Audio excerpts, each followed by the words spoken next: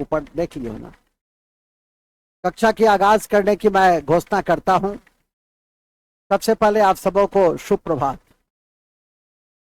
हम लोग कक्षा के आज समान अध्ययन का दिन है, आज और कल, जिसमें 3 कक्षा होती है जो पूरे सप्ताह में जितने पहले किए जाते थे वो 2 दिनों में पूरी कर ली जाती है।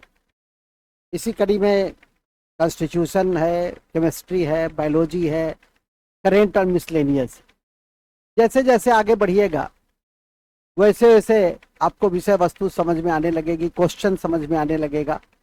धीरे धीरे करके जब 7-8 महीने में सभी चीज़ों को पढ़ लीजिएगा तो फिर कठिनाई नहीं होगी। हालांकि अगले महीना कुछ लंबी लंबी छुट्टी है नवंबर के महीने में, और उसमें हम कुछ कर भी नहीं सकते हैं क्योंकि सबसे बड़ा त्यौहार है और दिवाली से छठ तक, फिर दुर्गा पूजा है।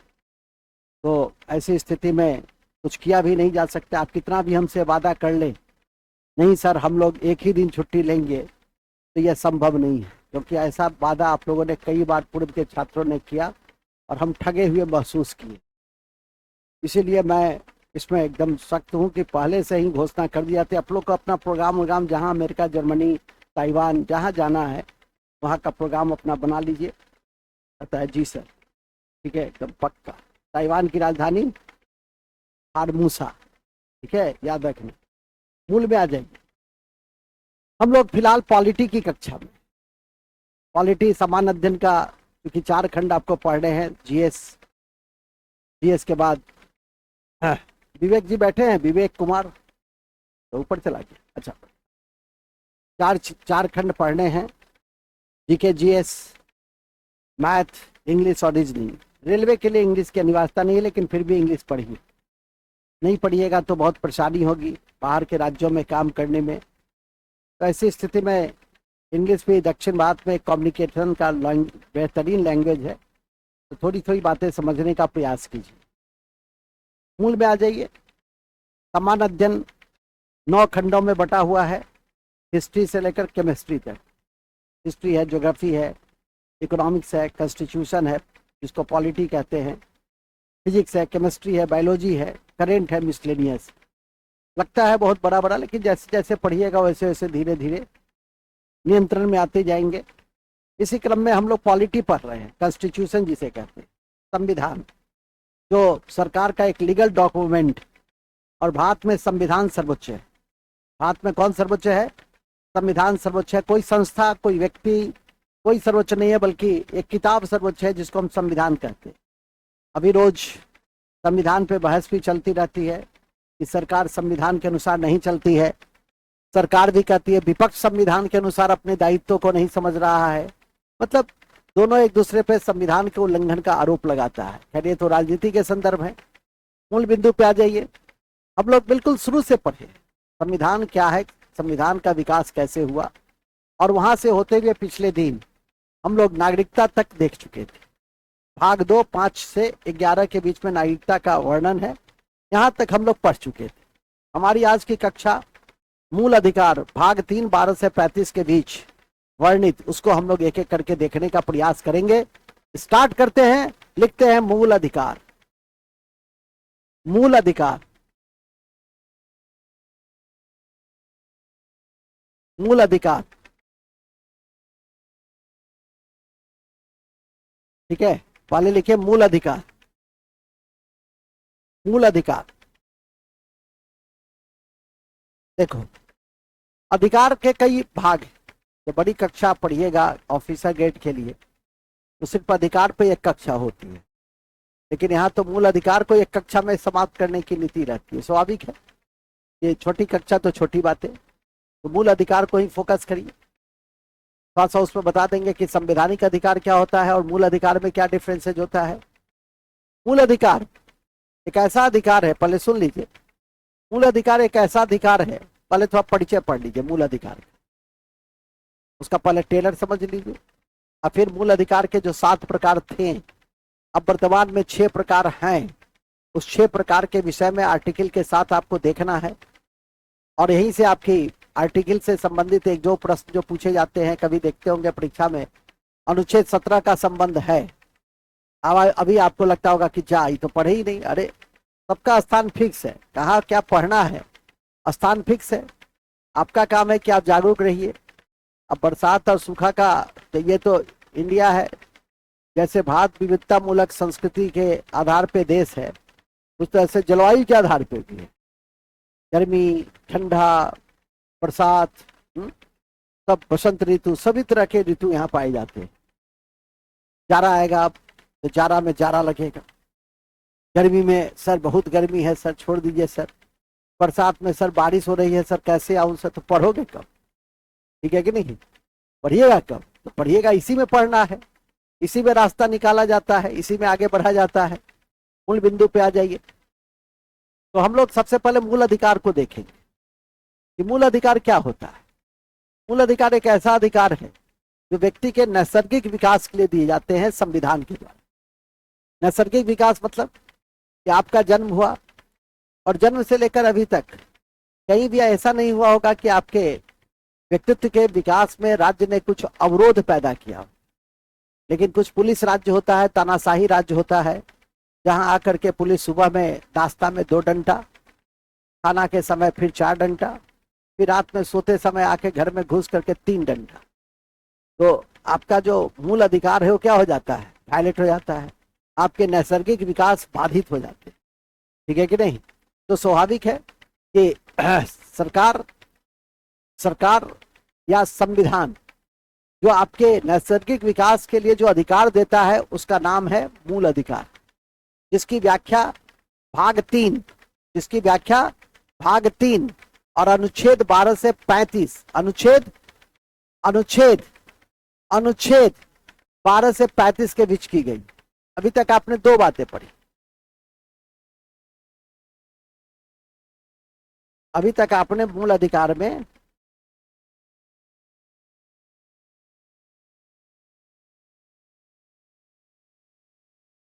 मूल अधिकार, तो पहले थोड़ा परिचय पढ़िए क्या है। तो ऐसा अधिकार क्या है ये? पहले थोड़ा परिचय पढ़ लीजिए। परिचय क्या है? ऐसा अधिकार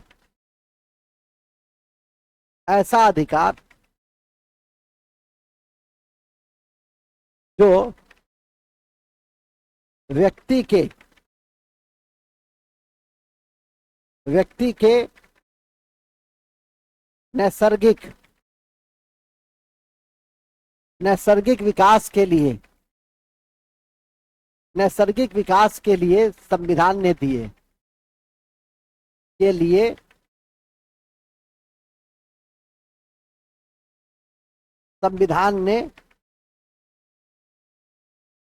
दिए हैं।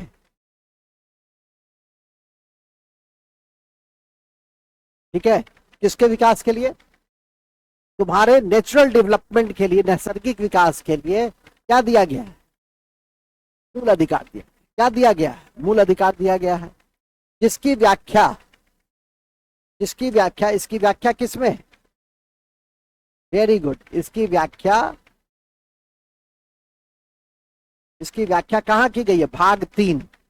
ये तो आप समझते होंगे संविधान का भाग 3। ये तो नहीं पूछोगे ना कि भाग 3 क्या होता है सर, अब तो सारा बेस तैयार हो गया है संविधान का। भाग 3 और अनुच्छेद, वेरी गुड, 12 से 35 के बीच किए गए। सीधे अनुच्छेद 12 से 35 के बीच, अनुच्छेद 12 से 35 के बीच है। ठीक है? अनुच्छेद 12 से 35 के बीच है। ओके? तीसरा, इसका विकास सबसे पहले कहां से? ब्रिटेन से। Very good. 1215 में मैग्ना चार्टा कहा जाता है। देखेंगे नेक्स्ट पॉइंट। इसका विकास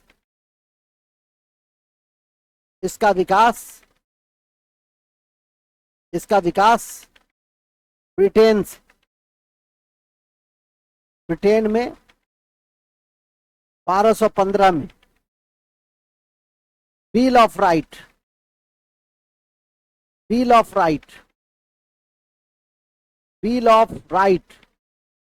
इतनी तो अंग्रेजी चलेगी ना जी, कि नहीं चलेगी?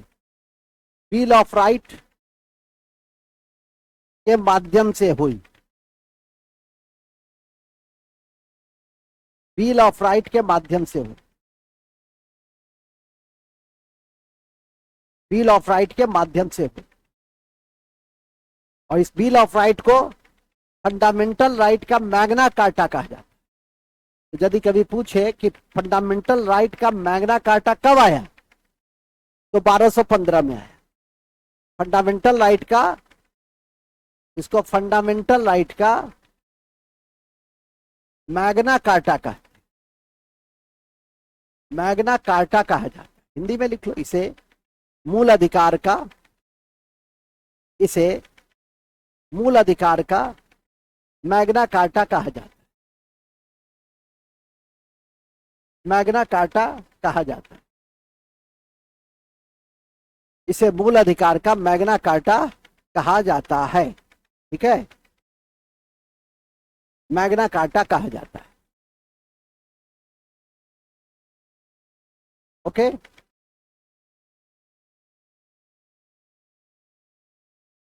दिखाई दे रहा है? नहीं दे रहा है तो यहां आ जाओ, आ जाओ, यहां आ जाओ।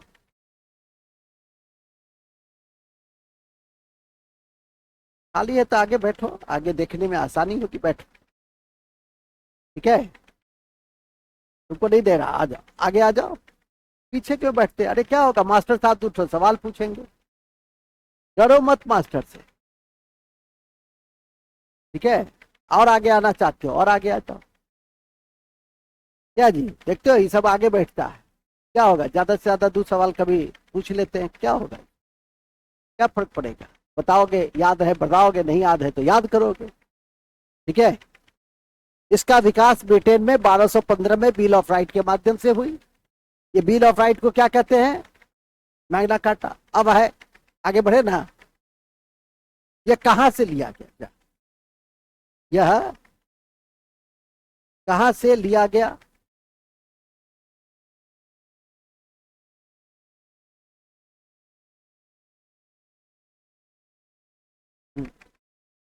चौथी बात है, यह कहां से लिया गया? यह अमेरिका से लिया गया, यह अमेरिका से लिया गया, यह अमेरिका से लिया गया। यह कहां से लिया गया?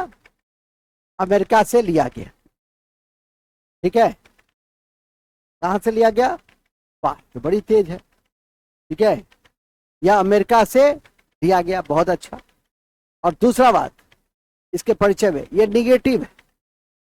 यह निगेटिव क्या होता है? निगेटिव होता है कि जो नकारात्मक है, इसमें राज्य अवरोध पैदा करता है कई बार। तो ये इसका प्रकृति क्या है, लिखेंगे इसकी प्रकृति, इसकी प्रकृति, इसकी प्रकृति निगेटिव है, इसकी प्रकृति निगेटिव, नकारात्मक, लेकिन लेकिन न्याय योग्य, लेकिन लिख देंगे, लेकिन न्याय योग्य, न्याय योग्य, न्याय योग्य है। इस कड़ी में न्याय प्रदान करने के लिए, इस कड़ी में एससी, एससी समझते हैं ना क्या? सुप्रीम कोर्ट, और एससी हाई कोर्ट। अभी एससी का 75वीं वर्षगांठ भी मनाया गया, ध्यान रखिएगा। पूछेगा हाल में किस संस्था का 75वीं वर्षगांठ मनाया गया, तो किसका? इसका 75वीं, उसका नहीं मनाया, 75वीं वर्षगांठ मनाया गया है, ध्यान रखिएगा। और सुप्रीम कोर्ट हाई कोर्ट के इस कड़ी में सुप्रीम कोर्ट हाई कोर्ट अनुच्छेद 32 के तहत, 32 एवं अनुच्छेद मतलब आर्टिकल्स 226 के तहत 5 रीट या लेख या संवैधानिक उपचार जिसको हम लोग कॉन्स्टिट्यूशनल रिमेडीज कहते हैं, संवैधानिक उपचार जारी करते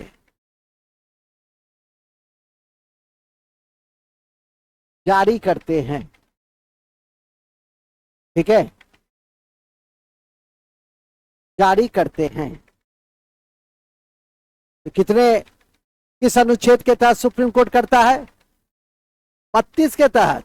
हाई कोर्ट 226 के तहत, ठीक है ना। एससी और एससी तो क्रमशः अनुच्छेद 32 के तहत सुप्रीम कोर्ट करता है और अनुच्छेद 226 के तहत हाई कोर्ट करता है। कितने रीट जारी करते हैं? 5। कितने लेख जारी करते हैं? 5। कितने संवैधानिक उपचार जारी करते हैं? परीक्षा में तीनों में से कोई शब्द दे सकता है, तो कितने जारी करते हैं? 5, ठीक है।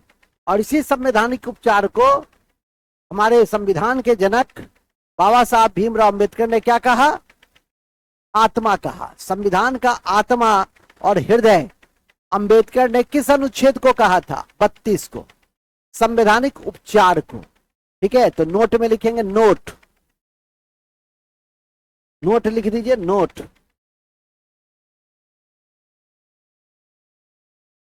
लिख दीजिए। अम्बेडकर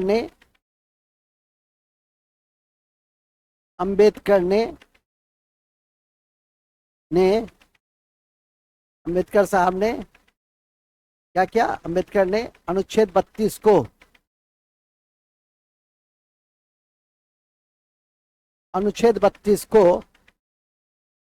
अम्बेडकर ने अनुच्छेद 32 को आत्मा, संविधान की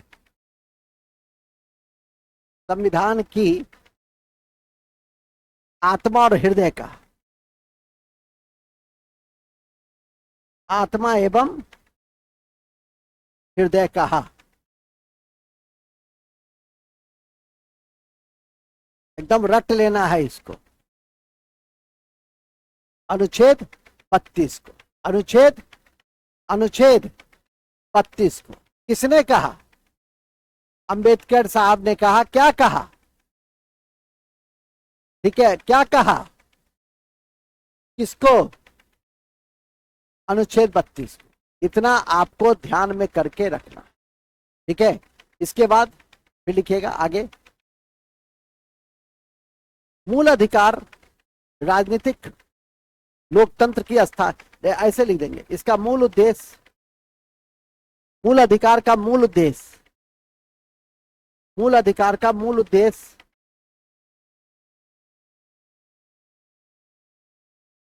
मूल अधिकार का मूल उद्देश्य, मूल अधिकार का मूल उद्देश्य क्या है? फंडामेंटल राइट का मूल उद्देश्य है पॉलिटिकल डेमोक्रेसी एस्टेब्लिशमेंट, मतलब राजनीतिक लोकतंत्र, राजनीतिक लोकतंत्र की स्थापना,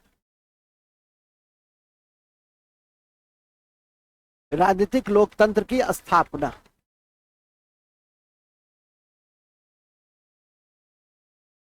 राजनीतिक लोकतंत्र की स्थापना, इसे याद करके रखिएगा, ठीक है। राजनीतिक लोकतंत्र की स्थापना। 2 पॉइंट और है। 2 पॉइंट क्या है? इसका कानूनी महत्व है। कैसा महत्व है इसका? कानूनी महत्व है। इसका क्या मतलब हुआ? इसका मतलब यह हुआ कि यदि राज्य वायलेशन क्या करता है, क्योंकि यह राज्य के विरुद्ध दिया जाता है, राज्य के विरुद्ध है, ये क्या है? राज्य के विरुद्ध किसको देते हैं? व्यक्ति को देते हैं। मूल अधिकार किसको मिलता है? व्यक्ति को मिलता है। किसके विरुद्ध? राज्य के विरुद्ध व्यक्ति को मिलता है, ठीक है कि नहीं। तो यदि राज्य वायलेशन कर देगा, अभी तुमको उठा के ले जाएगा, ठीक है, तो तुम अपने फंडामेंटल राइट के लिए लड़ोगे कि नहीं लड़ोगे? पहले कहोगे कि रुक जाइए थाना प्रभारी साहब, पहले मैं अपने वकील से बात करता हूँ कि आपने किस दायरे में किस कानून के उल्लंघन के आरोप में यहाँ तक लाया है, तो मूल अधिकार का वायलेशन किया है, और 24 घंटे के अंदर उस थाना प्रभारी को कोर्ट में प्रस्तुत करना होगा। जो आगे पढ़िएगा, तो ये क्या है, ये मूल अधिकार का वायलेशन के जब राज्य करता है तो यह स्थिति उत्पन्न जब होती है तो आप रक्षा कर सकते हैं। तो यह है इसका कानूनी महत्व है। इसका कौन सा महत्व है? लीगल डॉक्यूमेंट, लीगल इंपॉर्टेंस होता है इसका। लेकिन इसको सस्पेंड भी किया जा सकता है, इमरजेंसी के समय में इसको निलंबित किया जा सकता है, इमरजेंसी के समय में इसको निलंबित किया जा सकता है। और यह नागरिक और गैर नागरिक दोनों को प्राप्त है। कुछ अधिकार ऐसे हैं जो गैर नागरिकों को भी प्राप्त है, याद रखिएगा। तो पहले ये लिखिए, यह नागरिक और गैर नागरिक दोनों को प्राप्त, नागरिक और गैर नागरिक दोनों को प्राप्त, दोनों को प्राप्त। यह नागरिक और गैर नागरिक दोनों को प्राप्त है, यह नागरिक और गैर नागरिक दोनों को प्राप्त। इसके अलावा इसे हम सस्पेंड कर सकते हैं, मतलब it can suspend during the national emergency. लिखेंगे यह या इसे राष्ट्रीय आपातकाल के घोषणा के साथ, इसे राष्ट्रीय आपातकाल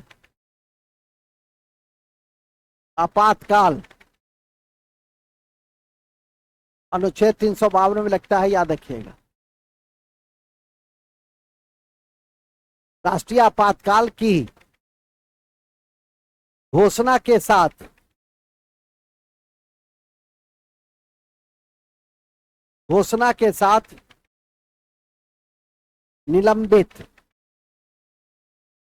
निलंबित किया जा सकता है, निलंबित किया जा सकता है। निलंबित मतलब सस्पेंड किया जा सकता है।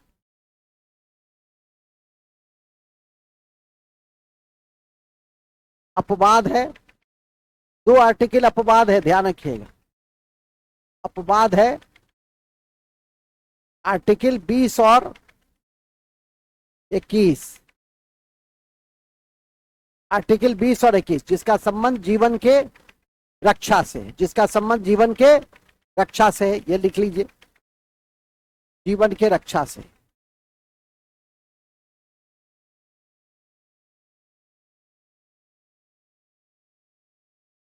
ठीक है, क्लियर? यहां तक कोई दिक्कत? यहां तक कोई दिक्कत? चल, ओके। नेक्स्ट, हमारा जो संसद है वो फंडामेंटल राइट को रिस्ट्रिक्ट कर सकता है। रिस्ट्रिक्ट मतलब कि उसको पुनः संशोधित कर सकता है। तो आपसे पूछेगा कि फंडामेंटल राइट को कौन संशोधित कर सकता है? राष्ट्रपति, प्रधानमंत्री, अभी ना संसद, ठीक है कि नहीं? राष्ट्रपति, प्रधानमंत्री, संसद। तो क्या मारिएगा? संसद। तो लिखेंगे इसे, या फंडामेंटल राइट को, फंडामेंटल राइट, मूल अधिकार को संसद पुनः संशोधित कर सकता है, पुनः संशोधित कर सकता है, पुनः संशोधित कर सकता है,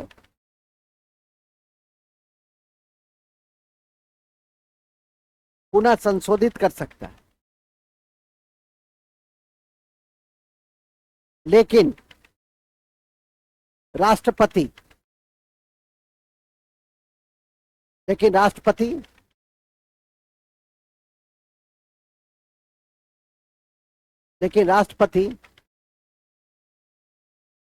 मूल अधिकार को निलंबित कर सकते,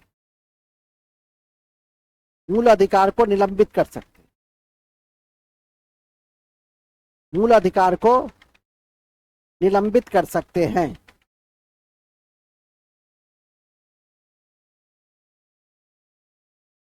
ठीक है, निलंबित कर सकते, इसको निलंबित कर सकते हैं, इसको ध्यान रखिएगा। तो ये काफी इंपॉर्टेंट है कि अनुच्छेद 368 के तहत मूल अधिकार को संशोधन कौन करता है, लेकिन सस्पेंड कौन करता है, संसद। और याद रखिएगा इसी कड़ी में एक बड़ा इंपॉर्टेंट संविधान संशोधन था जिसको किसी भी स्थिति में जब तक कंपटीशन कमीशन की तैयारी करते हैं भूलना नहीं, और वह है संविधान संशोधन 44। संविधान संशोधन 44, वाह तो बड़ा तेज है, तुम बोली कि ये बोली, ये बोली, वेरी गुड। संपत्ति का अधिकार, तो संपत्ति के अधिकार को मूल अधिकार से हटा दिया गया, अब इसे कानूनी अधिकार में बदल दिया गया, ठीक है, अब इसे कानूनी अधिकार में बदल दिया गया, ठीक है कि नहीं, भूलिएगा नहीं। दो बातें अभी और लिखे, क्या लिखे, लिखे कि राष्ट्र, ये पहला तो क्या लिखे, यहां तक लिखे थे ना, अब लिखेंगे कि मूल अधिकार में संशोधन, लिख लिए हैं आप लोग। मूल अधिकार में संशोधन कौन कर सकता है, संशोधन राष्ट्रपति कर सकते हैं, संसद करता है, संसद करते। तो संविधान में, इसके संविधान में संशोधन किस अनुच्छेद के तहत होता है, अनुच्छेद 368, बड़ा इंपॉर्टेंट है। और ये 368 कहां से लिया गया है, ये 368 दक्षिण अफ्रीका से लिया गया। एक दिन आप लोग को सोर्सेज पढ़ा देंगे कहां कहां से क्या लिया गया, पढ़े हैं कि नहीं, कहां कहां से क्या लिया गया, पढ़े हैं जैसा नहीं पढ़े, अच्छा ठीक है, एक दिन बता देंगे। तो ये संविधान संशोधन कहां से लिया गया है, ये दक्षिण अफ्रीका से लिया गया। ये संविधान संशोधन कहां से लिया गया है, किस अनुच्छेद के तहत संविधान में संशोधन होता है, किस अनुच्छेद के तहत संविधान में संशोधन होता है, किस अनुच्छेद के तहत संविधान में संशोधन होता है, किस अनुच्छेद के तहत संविधान में संशोधन होता है, कहां से लिया गया। मूल अधिकार में संशोधन कौन कर सकता है, लेकिन मूल अधिकार को निलंबित कौन कर सकता है, किस अनुच्छेद को छोड़कर, 20 और 21, जिसका संबंध जीवन की रक्षा से, है ना, यहां लिख लेना। लेकिन मूल अधिकार को, लेकिन मूल अधिकार को निलंबित या सस्पेंड, सस्पेंड लिख दे कोई दिक्कत, निलंबित भी लिख देते हैं, निलंबित, लेकिन मूल अधिकार को निलंबित, मूल अधिकार को निलंबित राष्ट्रपति कर सकते,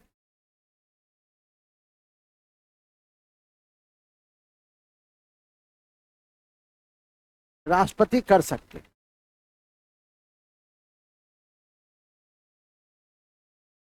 मूल अधिकार को निलंबित राष्ट्रपति कर सकते हैं, ठीक है, इसको याद रखिए।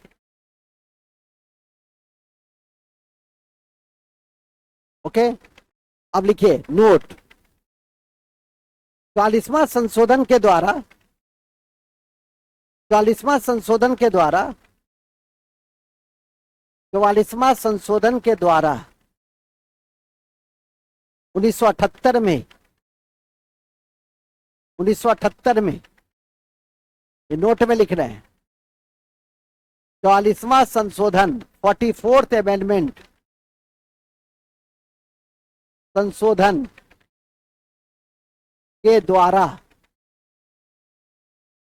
1978 में, 1978 में प्रधानमंत्री कौन थे, प्रधानमंत्री मोरारजी देसाई, मोरारजी देसाई के समय में संपत्ति के अधिकार को, संपत्ति के अधिकार को, संपत्ति के अधिकार को मूल अधिकार से, मूल अधिकार से हटाकर कानूनी अधिकार में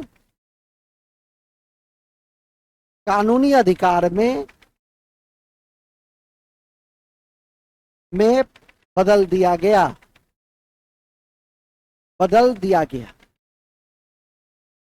अब ब्रैकेट में दो, अनुच्छेद 300 क किस अनुच्छेद में रख दिया गया? 300 क में रख। इस लाइन को लिख दीजिए नोट में कि 44वें संशोधन, लिखवा ही रहे हम, 44वां संशोधन के द्वारा 1978 में प्रधानमंत्री मोरारजी देसाई के समय में, एकदम याद रखिएगा, कभी कभी 44वां संशोधन कब आया ये भी पूछ देता है। ठीक है, मोरारजी देसाई प्रधानमंत्री थे, पूछेगा कि संपत्ति के अधिकार को जब मूल अधिकार से हटाया गया तो उस समय देश के प्रधानमंत्री कौन थे? इंदिरा गांधी थे, मोरारजी देसाई थे, इसलिए ना लिखा दिए हैं। मोरारजी देसाई के समय में मूल अधिकार से हटाकर कानूनी अधिकार में बदल दिया। कानूनी अधिकार में बदल दिया गया। ब्रैकेट में लिख दो अनुच्छेद 300 का। यहां तक कोई दिक्कत? कोई दिक्कत। Very good. अनुच्छेद 300 क में बदल दिया गया। आपके दिमाग में प्रश्न उठेगा कि श्रीमान ये कानूनी अधिकार क्या होता है? कानूनी अधिकार को कार्यपालिका भी बना सकती है, उसके द्वारा भी वो नियम कानून बना सकती है। कार्यपालिका मतलब एग्जीक्यूटिव जो है, लेकिन मूल अधिकार में संसद को ही कोई कानून और नियम बनाना होता है। बात समझ में आ गई ना? कानूनी अधिकार में एग्जीक्यूटिव मतलब कौन? जो हमारा मंत्री परिषद है, जो हमारा ब्यूरोक्रेट्स है, वो भी किसी नियम और कानून के माध्यम से आपके संपत्ति को हनन कर सकता है, मतलब ले सकता है। लेते ही है कि नहीं लेते? आपका खेत रहेगा और खेत के रास्ते से यदि रास्ता निकाला जाएगा एनएच, तो आपका एनएच में सारा खेत ले लिया जाता है कि नहीं ले लिया जाता? और फिर उसके बदले मुआवजा देते हैं, लेकिन आप ना नहीं कर सकते। ठीक है कि नहीं? आप ना नहीं कर सकते हैं क्योंकि सारी संपत्ति किसकी है? राज्य की। लेकिन क्योंकि ये व्यक्तिगत दावा का प्रश्न है तो स्वाभाविक है कि हम लोग के यहाँ जो समाजवाद का स्वरूप है वो मार्क्सवादी समाजवाद नहीं है, नेहरूवियन मॉडल है। और इस आलोक में हम लोग व्यक्तिगत संपत्ति को भी महत्ता देते हैं, और इसीलिए आप लोग का जब जमीन अधिग्रहण किया जाता है तो आपको मुआवजा दी जाती है। वो मुआवजा आप तय नहीं करते हैं, वो सरकार तय करती है। वो 10,000 भी हो सकता है, 10 लाख भी हो सकता है। ठीक है कि नहीं? आशा है समझ में आ गई होगी बातें। किस तरह के जमीन को अधिग्रहण करने के सभी के सरकारी दर फिक्स है। यदि इस जगह के जमीन को फिक्स करेगा तो इसका जो सरकार का मूल्य तय है 35 लाख कट्ठा, 40 लाख कट्ठा तो उस आधार पे देगा। आपके खेत को अधिग्रहण करेगा तो 20,000 कट्ठा तो 20,000 के दर से देगा। ये नहीं कि सर वहां दिए थे 35 लाख का, यहाँ दे रहे हैं 20,000। तो जहां का जो दर है सरकारी दर, उसी के आधार पे क्या दिया जाता है? मुआवजा दिए जाते हैं। मूल बिंदु पे आ जाइए। तो मूल बिंदु यह है कि 44वां संविधान संशोधन को अच्छे से याद करके रख लीजिए, यह आपकी परीक्षा में काफी काम देगा। इसलिए अब मूल अधिकार की संख्या कितनी हो गई है? 6। पहले कितनी थी? तो लिख दो, भूलेंगे नहीं। नेक्स्ट पॉइंट करके अभी परिचय ही पढ़ रहे हैं, समझ जाइए। अब परिचय में ही सारा प्रश्न बन जाएगा। जब अभी जाइएगा पढ़ करके आप मूल अधिकार के प्रश्न को बनाइए तो कहिएगा कि जा, ये तो परिचय से ही सब बन गया। कुछ नहीं बनेगा, रोज नहीं लिखिएगा, तो पूरा पढ़िएगा तभी ना बनेगा। ठीक है, तो याद रखिएगा कि परिचय में क्या है? परिचय कि मूल अधिकार मूलतः 7 थे, अब 6। मूल अधिकार मूलतः 7 थे, अब 6 हैं। मूल अधिकार मूलतः 7 थे, अब 6 हैं। ठीक है, अब कितने हैं? दोनों प्रश्न आपसे पूछ सकता है। मूल अधिकार कितने थे? 7। मूल अधिकार कितने हैं? तो आज ना नहीं तो परीक्षा भवन में जब बैठिएगा तो 7 हो जाएगा 6, अच्छे हो जाएगा, ठीक है। तो याद रखिए, मूलतः पूछेगा तो 7, हैं 6, हैं 6, हैं। तो जिसमें प्रेजेंट टेंस में क्या पूछते हैं ना, तो जिसमें प्रेजेंट टेंस रहेगा उसमें 6, और जिसमें पास्ट टेंस होगा 7। टेंस वगैरह तो समझते होंगे, नहीं समझते हैं तो डॉक्टर DNT बड़ा अच्छे से इंग्लिश को पढ़ाते हैं, ठीक है, खूब मन से पढ़ाते हैं। तो उस कक्षा टेंस को करते रहिएगा तो टेंस में मुझे लगता है कोई दिक्कत आपको नहीं होगी। ऐसे भी जब बड़े जगह पे आप पढ़िएगा तो आप बड़े क्लास में पढ़िएगा तो आपकी सोच समझ विकसित हो जाती है। 5वां में टेंस पढ़े होंगे नहीं समझ में आता होगा, 10वां पे पढ़े होंगे थोड़ा सा समझ में आया होगा, अब आप ग्रेजुएशन में पढ़ रहे थोड़ा और समझ में आएगा। तो जैसे जैसे आदमी का विकास, शुरू में वो प्रतिशत और आपके लाभ हानि कितना कठिन लगता होगा, डेसिमल सिस्टम, सिंप्लीफिकेशन, अब धीरे धीरे आपको समझ में नहीं भी पड़े होंगे उस समय तो अब समझ में आता होगा, होता ही है, क्योंकि उस समय तक आपका अभी का क्या मस्तिष्क थोड़ा सा डेवलप कर गया, चीजों को ग्रहण करने की क्षमता बढ़ गई, और साथ में फ्यूचर के प्रति कॉन्शियस हो गए। फ्यूचर के प्रति कॉन्शियस है तभी ना भींगते हुए भी पहुंचे हैं। दो लड़का को मैंने डांटा भी, इसका भाई भी था, ठीक है कि नहीं, भीगा हुआ था, हम कह रहे यार लिख तो दिया गया था, 2 बार मैसेज गया है कि ऑनलाइन भी आज होगी, ठीक है, इसी सब के लिए ना ऑनलाइन है, ठीक है, ये सारी व्यवस्था क्यों करके रखी गई है, इसी के लिए। और साथ में हमने ये भी लिख दिया लास्ट में कि बारिश छूट चुकी है, सुविधा के अनुसार आ जाए, क्योंकि 10-20 लोग आ जाते हैं तो पढ़ाने में क्या रहता है, मजा आता है, नहीं तो कोई नहीं रहेगा तो कुर्सी को देख करके पढ़ाने में, क्योंकि तुम बैठे रहते हो तो बहुत सारी चीजें निकलती है, ठीक है कि नहीं। इसीलिए थोड़ा सा आने का, जैसे इसने कहा कि सर आपकी कक्षा थी, कैसे छोड़ देते सर, भींगते हुए भी आ ही जाते, वाह ये जज्बात होती है, ठीक है कि नहीं। मूल बिंदु पे आ जाइए, लेकिन भींगते हुए नहीं आना है। एकदम मूसलाधार बारिश हो रही है, नहीं होता है कि एकदम जाएंगे या भींग जाएंगे, तो उसमें होता है सुबह में जैसे रात में हो रही थी एकदम मूसलाधार, तो मूसलाधार में उसमें ये छतरी उतरी भी काम नहीं करता है, उसमें भी आदमी भींग जाता है। चलिए खैर मूल में आइए, और ऐसी स्थिति हो जाती है तो देखते ही हो दरभंगा में जगह जगह पानी लग जाता है, तो बच्चियों से आग्रह रहेगा कि वो थोड़ा सा घर से भी कभी कभी कर ले, यदि इस तरह की हालात 2-3 दिन हो गई, अभी रिटर्निंग मानसून है तो घर से भी कर लेगी, ठीक है कि नहीं। तो अब जब ऐसा हालात रहेगा तो कक्षा कैंसिल हो जाएगा, नहीं जब टेक्निकल होता है ना, लाइन भी कट गया, सब कुछ डिस्टर्ब हो गया, इन्वर्टर भी काम नहीं कर रहा है, जनरेटर भी बंद है, अंत में क्या जाएगा, अपरिहार्य कारणवश आज आपकी बरसाती छुट्टी दी जा रही है। आनंद करो उस दिन, पकौड़ा उखड़ा खाओ, चाय अपने से बनाओ, नहीं बनाए हो जिंदगी में तो सीख लो, यही सब समय होता है ना, जिंदगी को जिंदगी की तरह जीना चाहिए, ठीक है कि नहीं, खुश रहना चाहिए, सबसे पहला खुश रहो, ठीक है, मुंह धुआं की तरह नहीं रखिए, इनकी तरह मुस्कुराते रहिए, समझे, हाँ। मुस्कुराइए थोड़ा सा। ऐसे भी लखनऊ जब गए, कभी गए हो तो लखनऊ के बाहर जब जाओगे तो हर दुकान पे लिखा हुआ है जनाब आप मुस्कुराइए, क्योंकि आप, हम भी कहे हैं नीरज जी को 4-5 जगह लिखवा दीजिए कि जनाब आप मुस्कुराइए, क्योंकि आप लक्ष्य में आगे। कहानी खत्म था, कहानी था खत्म। नेक्स्ट पॉइंट, तो मूलतः कितने, मूलतः कितने 7, अब कितने, अब कितने, वो एक लड़की है वो नहीं है, ये बड़ा तेज है वो भी, क्या नाम है उसका, मोना, माला, हाँ हाँ बड़ी तेज है, याद करके आती है, ठीक है। वही अप्रोच रखना चाहिए कि जिस चीज को आप पढ़ लीजिए उसको याद करके रखिए, ठीक है, उसका रिवीजन करते रहिए तो अच्छा रहेगा। अब ये कहेगी सर मेरा प्रशंसा नहीं किया, करेंगे, मुंह में उंगली डाल के प्रशंसा मत कराओ, हम अपने आप प्रशंसा करेंगे। आगे चलो नेक्स्ट, अब सुन लीजिए, अभी लिखे थे कि यह नागरिक और गैर नागरिक दोनों को प्राप्त है, तो कौन से अधिकार केवल नागरिक को ही प्राप्त है, तो लिखेंगे, भूलेंगे नहीं, अति महत्वपूर्ण है, अति महत्वपूर्ण है, अति महत्वपूर्ण है कि अनुच्छेद 15, 16, 19, अनुच्छेद 15, 16, 19 और 29 एवं 30, अनुच्छेद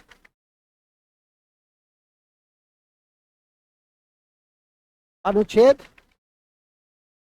15, 16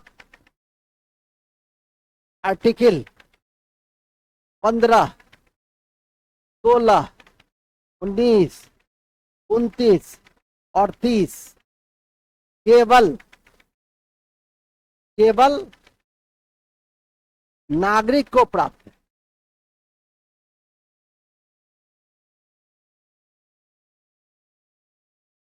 केवल नागरिक को प्राप्त है। केवल किसको प्राप्त है? नागरिक को प्राप्त है। सुन लीजिए, अभी लिखना नहीं। 15 का संबंध है कि धर्म, जाति, लिंग, क्षेत्र, वंश के आधार पर कोई भेदभाव नहीं हो। ठीक है कि नहीं? दूसरा 16 अवसर की समता है। नौकरी में समानता है स्त्री पुरुष सबको, लेकिन फिर भी उसमें संरक्षणवाद दिए गए हैं जिसको हम लोग आरक्षण कहते हैं। आर्टिकल 16 सब सेक्शन 4 के तहत सामाजिक और शैक्षणिक दृष्टि से पिछड़े हुए लोगों को हम आरक्षण देंगे। और फिर आर्थिक आधार भी जोड़ा गया। आर्थिक आधार भी, कि जो आर्थिक आधार पे पिछड़ गए जिसको हम लोगों ने ईबीसी कहा। ठीक है कि नहीं? हाँ, ईबीसी कहा, तो उसको भी हम लोगों ने दिया। हालांकि आरक्षण बढ़ाने से क्या हो, अरे आप डेली, हर साल, हर महीने जितना रिक्त पद है उसको आप भर दीजिए ना सर। हर महीना वैकेंसी निकालते रहिए। ये आरक्षण का कोई औचित्य नहीं होगा। 5 साल में एक बार वैकेंसी निकालोगे 5,000, उससे अच्छा है 2-2 हजार हर साल निकालोगे तो वो ज्यादा अच्छा होगा कम से कम उसकी तुलना में। और रिक्तियां इतनी अधिक है कि यदि सरकार निकालने के लिए कटिबद्ध है कि नहीं, तो हम तो बराबर कहते, आज से नहीं 30, जब अपने विद्यार्थी जीवन में थे तो भी, कि आरक्षण ठीक है, एक सामाजिक संकेत है कि हम सामाजिक न्याय को एस्टेब्लिश करते हैं, लेकिन उसकी सीमा, एक निर्धारित सीमा जो संविधान ने, हमारे जो विद्वान निर्माताओं ने जो तय कर रखी, उसी के अनुसार रखी। आप अवसर को बढ़ाने का प्रयास कीजिए और नियमित कीजिए। अवसर मतलब कि जो सृजित पद है उसको बढ़ाइए और नियमित रूप से आप वैकेंसी निकालते रहिए। तब देखिए कहीं कोई समस्या नहीं है। अब बिहार एसएससी 5 साल में एक बार 5,000 निकालेगा, क्या फायदा होगा? इस आरक्षण का क्या उचित है? 5 साल से झुनझुना लेके बैठे रहता है, आरक्षण है, आरक्षण है, आरक्षण है। ठीक है कि नहीं? उससे ज्यादा अच्छा होगा जो मैंने अभी आपको बताया कि नियमित रूप से, जैसे लेता है कि नहीं सेंट्रल एसएससी वगैरह लेता है कि नहीं, रेलवे में क्या है कि 5 साल में एक बार निकालता है। कभी निकाला 10, 20, 50 हजार निकाला, उसी में कितना टना गया। अभी कितने लड़के हैं, एक लड़का है आइंस्टीन, वो मुझे 2-3 दिन पहले मैसेज किया, किसी दिन पढ़वा देंगे। ठीक है, ऊपर चलेंगे तो पढ़वा देंगे। रो के मैसेज देता है। बड़ा अच्छा लड़का था, लेकिन रेलवे में चला गया ग्रुप डी में। हालांकि हम मना कभी करते हैं कि जो तेज है पढ़ने में वो रेलवे का ग्रुप डी वगैरह में मत जाए, लेकिन क्या होता है, घर परिवार है, रेलवे में नौकरी भेला हुआ, जो रेलवे में नौकरी भेला हुआ, तो फिर उसकी प्रतिभा वहां पे क्या हो जाती है, कुंठित हो जाती है। फिर अपने आप के प्रति उसका असंतोष बढ़ता है। तो हाँ, कम प्रतिभा है, ठीक है, तब चले जाइए। लेकिन अधिक प्रतिभा है और आपको लगता है मेरी तैयारी अच्छी है, मैं कर जाऊंगा, तो थोड़ा सा तो धैर्य रखना पड़ता है। कंपटीशन में धैर्य नहीं रखिएगा तो काम नहीं चलेगा।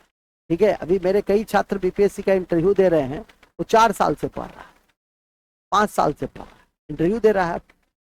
महीना 2 महीना में ऑफिसर हो जाएगा, डीएसपी हो जाएगा, डिप्टी कलेक्टर हो जाएगा। तो पेशेंस तो रखना पड़ेगा। वही साल भर पहले रोता था कि सर कहीं नहीं हो रहा है, क्या करे सर।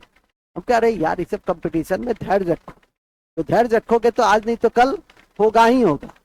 ठीक है कि नहीं? हम तो विगत अपने सुखार्थी जीवन में भी देख रहे हैं, इस जीवन में, अब विद्यार्थी जीवन में भी देखे कि पढ़ने वाला लड़का, एक भी लड़का ऐसा नहीं है जिसको नौकरी अपने अपने भाग्य और कर्म के अनुसार नहीं मिला। कोई आईएएस बना, कोई गैंगमैन बना, टैंगमैन जिसको कहते ग्रुप डी। ठीक है कि नहीं?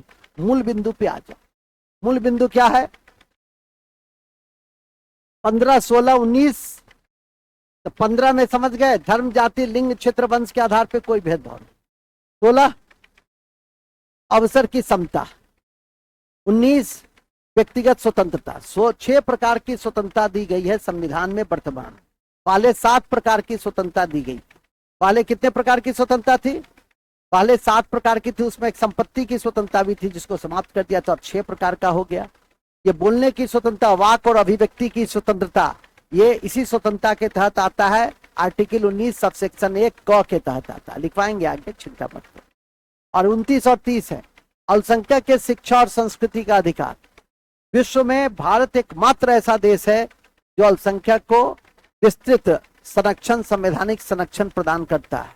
वो उस देश में भी कि जहां अल्पसंख्यक की आबादी 20 करोड़ से अधिक है, यदि सभी अल्पसंख्यक को जोड़ ले तो 20 करोड़ से अधिक की आबादी है, फिर भी हम उसे संविधान में व्यापक संरक्षण देते हैं। जितनी आबादी अमेरिका की है उसका 70% तो हमारे यहाँ अल्पसंख्यक है। अमेरिका की आबादी है 30 करोड़ और हमारी अल्पसंख्यक की ही आबादी 20+। तो आप खुद भी समझ सकते हैं हम लोग कितना जीवंत लोकतांत्रिक माहौल में रह रहे हैं। मूल में आ जाइए।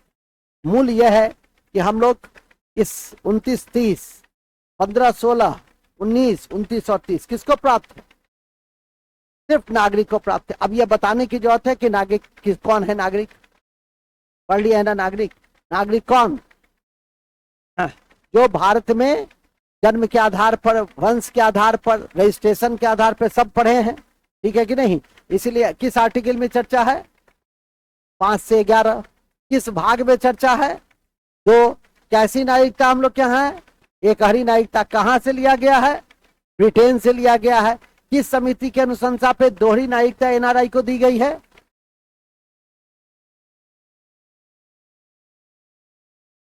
बोलो बोलो।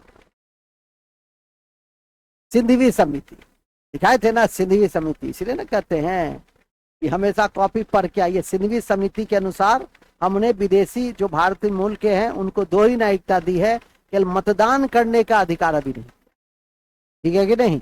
और उन्हें दोहरी नागरिकता में कुछ विशेष सुविधाएं प्रदान की गई। लिखा हुआ है लेकिन फिर भी देखते हैं चेहरा, ठीक है? आगे चलिए, नेक्स्ट। फिर लिखे, याद रखें, याद रखें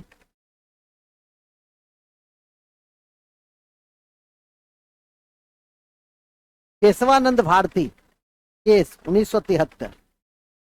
केशवानंद भारती केस 1973।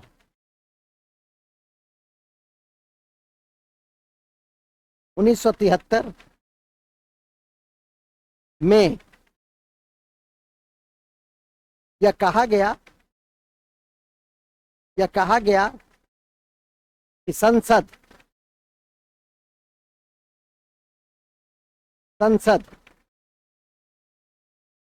संविधान में संशोधन कर सकता है। संविधान में संशोधन कर सकता है, लेकिन संविधान में संशोधन कर सकता है लेकिन मूल संरचना में नहीं। लेकिन मूल संरचना में नहीं। लेकिन मूल संरचना में नहीं, फंडामेंटल राइट में नहीं, मूल संरचना में नहीं। इसलिए परीक्षा में कभी कभी आपसे जानकारी मांगी जाती है कि फंडामेंटल स्ट्रक्चर, जिसको हिंदी में कहते हैं मूल संरचना, संविधान में कहाँ? 12, आर्टिकल 12, आर्टिकल 16 संविधान में नहीं है, बल्कि देगा डी में सर्वोच्च न्यायालय के द्वारा व्याख्या। क्या मारिएगा? सर्वोच्च न्यायालय के द्वारा व्याख्या, क्योंकि लिखा है, क्या लिखा है? सुन देखिए पहले लाइन। केशवानंद भारती बनाम केरल राज्य 1973 में क्या लिखा है? लिखा है कि संसद संविधान में मूल अधिकार में संशोधन कर सकते हैं, लेकिन मूल संरचना में नहीं कर सकते। मूल संरचना में क्या आता है? धर्मनिरपेक्षता, लोकतंत्र, समाजवाद, ठीक है? ये सब किसका तत्व है? ये सब है मूल संरचना का। इसलिए कभी पूछे कि मूल संरचना की व्याख्या किसने किया? सर्वोच्च न्यायालय। किसने किया? या मूल संरचना शब्द किसने दिया? सर्वोच्च न्यायालय। मूल संरचना शब्द किसने दिया? मूल संरचना शब्द किसने दिया? तो घेर लो, तो घेर लीजिए, ठीक है? नोट में एक और मुकदमा का नाम लिख लीजिए नोट में। मिनर्वा मिल्क केस में 1980 में, मिनर्वा मिल्क केस 1980 में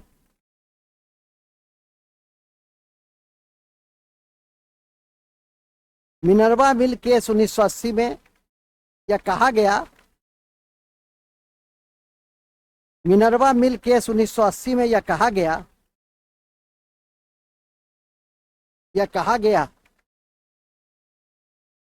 मिनर्वा मिल केस 1980 में यह कहा गया कि मूल अधिकार और नीति निर्देशक तत्व एक दूसरे के पूरक।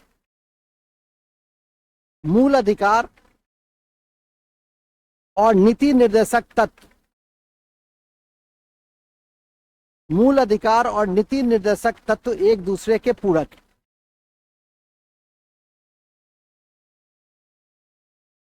एक दूसरे के पूरक। मूल अधिकार और नीति निर्देशक तत्व एक दूसरे के पूरक। पूरक, पूरक मतलब कंप्लीमेंट्री, ईच अदर। ठीक है, कंप्लीमेंट्री होता है अंग्रेजी में, हिंदी में होता है पूरक। अंग्रेजी का थोड़ा सा और सरल करोगे तो ईच अदर, एक दूसरे के लिए। किसके लिए? एक दूसरे के। ठीक है, चलिए, ये आपका बेसिक है जो इसको ध्यान में करके रखिए। इतनी बात पढ़ छा, बोलो। हाँ, गोलकनाथ। सब केस तो अब ये लिख लोगी, अब तो बूस्टर फैक्ट में क्या लिखोगी? सब बात बीच में नहीं बोला जाता, कितना बार पे फोन जाता। ठीक है, मास्टर से नो आर्गुमेंट। इसीलिए कि हमें जो बताना है, पहले क्या बताना था? केशवानंद। दिमाग में क्या बैठा रहना चाहिए? क्या बैठा रहना चाहिए? तो तुम हमारे पास विद्वान बनने आया कि पास करने आया? पास के साथ साथ थोड़ा ज्ञान भी हो जाए। तो ऐसा थोड़े ज्ञान नहीं दे रहे हो, बूस्टर में देंगे। पहले केसवा केसवा केसवा केसवा केसवा केसवा केसवा, याद हुआ ना? बहुत, अभी उतना ही। ठीक है, आगे चलो। और एक और केस है, लेकिन उसको बूस्टर फैक्ट में। ठीक है कि नहीं? बूस्टर फैक्ट के लिए कुछ रहना चाहिए ना, 5 बातें। जब सब चीज उसी में लिखा देंगे तो सब इसमें बह जाए, नहीं तो उसको थोड़ा सा अलग कर देते हैं। मूल बिंदु पे आ जाइए। मूल बिंदु यह है कि जो मैंने अभी आपको बताया, ये था परिचय।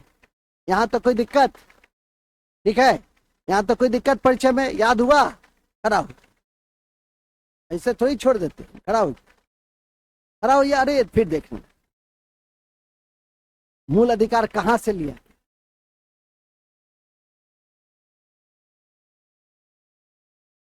5 बार याद करवाए, देखे, इसीलिए नहीं बताते। चलो तुम बोलो जी, कहां से लिया? क्या ब्रिटेन से लिया? तुम बताओ जी। यूएसए से। तुम बताओ जी।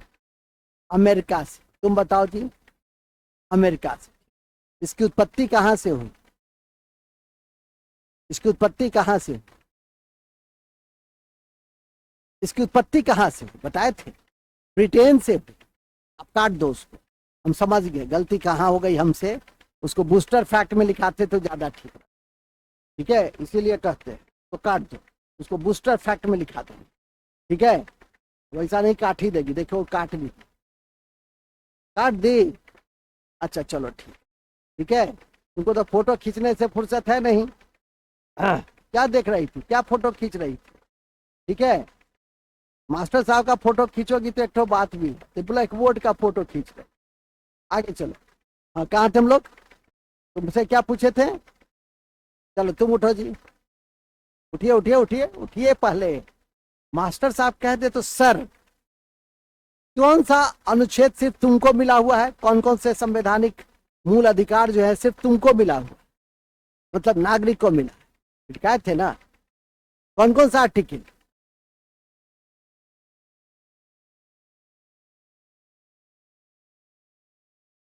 ये तो आगे वाला से पूछेंगे तब ना, पीछे बैठता है सब।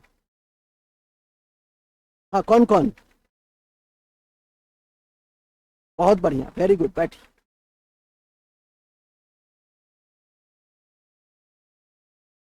मूल संरचना की व्याख्या संविधान के किस अनुच्छेद में? बिना बताए थे, मूल संरचना की व्याख्या संविधान के किसी अनुच्छेद में नहीं, बल्कि सर्वोच्च न्यायालय ने किया।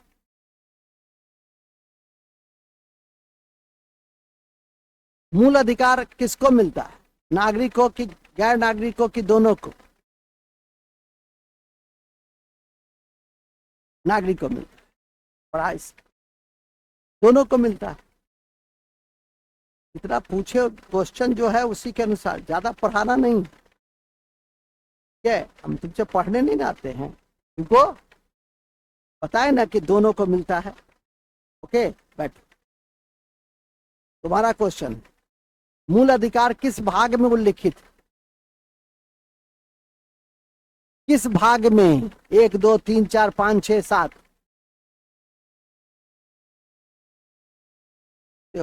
कहाँ था दिमाग? किस अनुच्छेद में वर्णित है? तुम्हें ही बताओ। 380 में, 368 में वर्णित है। मतलब जो मन में आया सो। तब कक्षा में क्यों बैठे? फर्स्ट लाइन यही, भाग 3 अनुच्छेद 12 से 35। फिर भी हवा हवाई है, अरे रहो। नेक्स्ट, अनुच्छेद 32 का क्या महत्व है? क्या है ना अनुच्छेद 32? चलो जी तुम बोलो, अनुच्छेद 32 का क्या महत्व है? रीट जारी कर सकता है। कितने रीट जारी कर सकता है? 5। ठीक, तब कहोगे कि वो पास इसलिए कर गई कि वो लड़की थी इसलिए पास कर गई। लड़की लड़का होता है, ठीक है कि नहीं?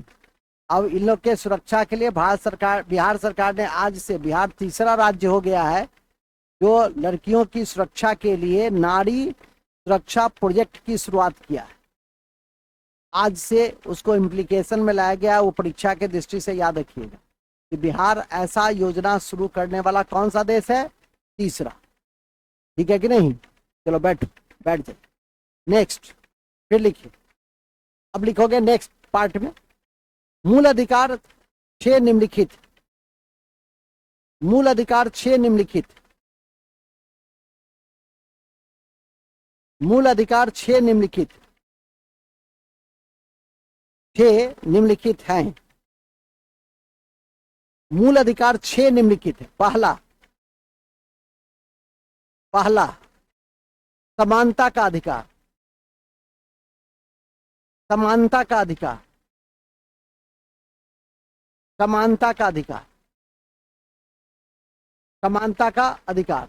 ये कौन कौन से हैं? पहला है right to equality. Right to equality, समानता का अधिकार। कितना से कितना आर्टिकल के बीच? 14 से 18। इस 14 से 18 में इसको एकदम धो पोछ के पी जाना है। आर्टिकल 14 में क्या? आर्टिकल 14 में है rule of law. Rule of law माने कानून का शासन। कानून का शासन, विधि का शासन। तो 14 में रूल ऑफ, 14 में रूल ऑफ लॉ। इसका अपवाद भी होता है कुछ। विधि के शासन के तहत अपवाद है राष्ट्रपति, राज्यपाल और विदेशी राजनयिक। उसको कुछ उन्मुक्तियां दी गई, लेकिन अभी नहीं लिखना है। ये सब पहले इतना याद हो जाएगा तो अपने आप वो सब समझ जाता है।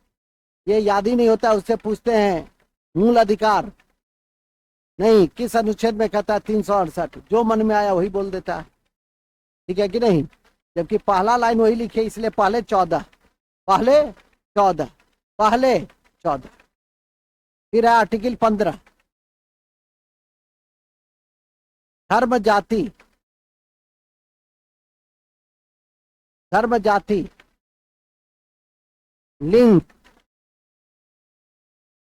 क्षेत्र वंश के आधार पर कोई भेदभाव नहीं किया जाए।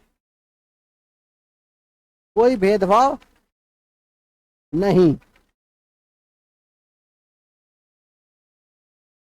धर्म जाति लिंग क्षेत्र वंश के आधार पर कोई भेदभाव नहीं किए जाए। ठीक है?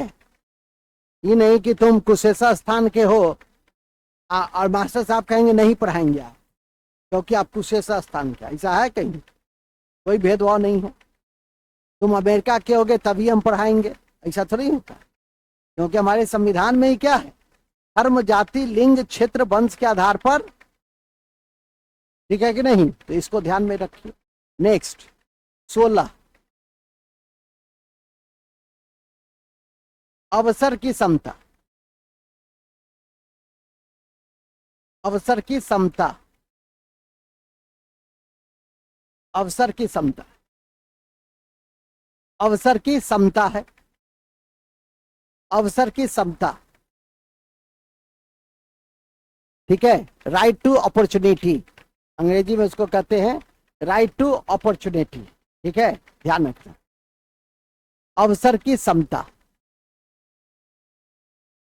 अब आ जाइए अवसर की समता में, इसका भी अपवाद है, अभी बताए थे। अपवाद क्या है, तो सामाजिक और शैक्षणिक दृष्टि से पिछड़े हुए लोगों को आरक्षण देते हैं। फिर समता का सबका अपवाद है। मूल अधिकार एक ऐसा भाग है जिसमें दिया गया है, लेकिन सबका अपवाद है कुछ ना कुछ। धर्म, जाति, लिंग, क्षेत्र के आधार पर भेदभाव नहीं है, लेकिन महिला को हम कई बिंदु पर सुविधा देते हैं, ठीक है कि नहीं, तो वो भेदभाव नहीं हुआ, उसको अलग से विशेष सुविधा देते हैं। उसी तरह से अवसर की समता है, लेकिन सामाजिक शैक्षणिक दृष्टि से पिछड़ा, आर्थिक भी, आर्थिक दृष्टि से पिछड़े हुए लोग को क्या देते हैं हम लोग, सुविधा देते हैं, आरक्षण देते हैं। अपवाद नहीं हुआ, सबका अपवाद, सबका अपवाद है आपका। 17 वहां पे लिख देंगे नोट में, 16 के नोट में लिख दो, 16 के नोट में लिख दो कि संविधान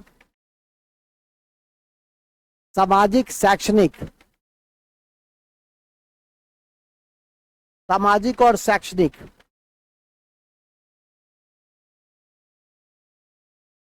सामाजिक और शैक्षणिक दृष्टि से, सामाजिक और शैक्षणिक दृष्टि से पिछड़े हुए लोगों को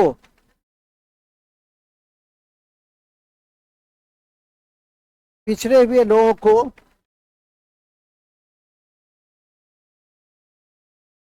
पिछड़े हुए लोगों को आरक्षण की व्यवस्था करता है, आरक्षण की व्यवस्था करता है।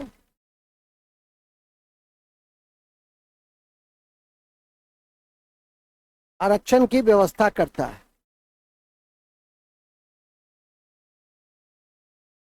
आरक्षण की व्यवस्था करता है। फिर लिखेंगे नोट, संविधान संशोधन 103 के आलोक में, संविधान संशोधन 103 के आलोक में 2019 में, संविधान संशोधन 103 के आलोक में 2019 में EWS, EWS economic weaker section, economic weaker section को आरक्षण दिया गया, ईडब्ल्यूएस दिया गया। आप लोगों में से कुछ लोग इसका लाभ भी उठा रहे होंगे। अभी तुम लोगों ने एक मामला देखा होगा पूजा खेडकर का, वो नकली ईडब्ल्यूएस भी बना ली थी, ठीक है, तो अंत में बर्खास्त भी हो गई। इसलिए गलत साधनों का प्रयोग करके कभी पहुंचना नहीं चाहिए, जब भी कभी मामला बनेगा तो फिर फंस जाइएगा, ध्यान रखिए। तो ईडब्ल्यूएस की व्यवस्था संविधान के किस संशोधन में किया गया, किस संशोधन में किया गया, 103, 103, 103।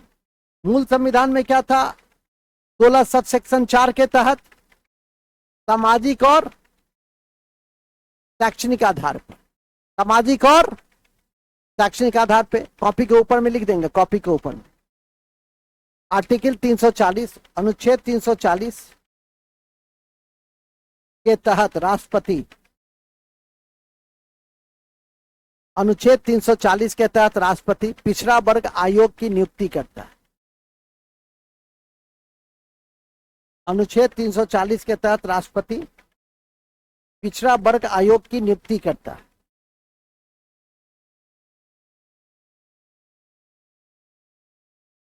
निर्णय करता है, नियुक्ति करता है, ठीक है।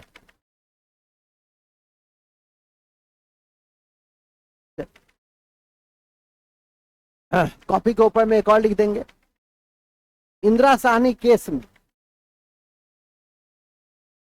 इंदिरा साहनी केस में पिछड़े वर्ग में, इंदिरा साहनी केस में पिछड़े वर्ग में जो क्रीमी लेयर है, पिछड़े वर्ग में जो क्रीमी लेयर है, पिछड़े वर्ग में जो क्रीमी लेयर है उसे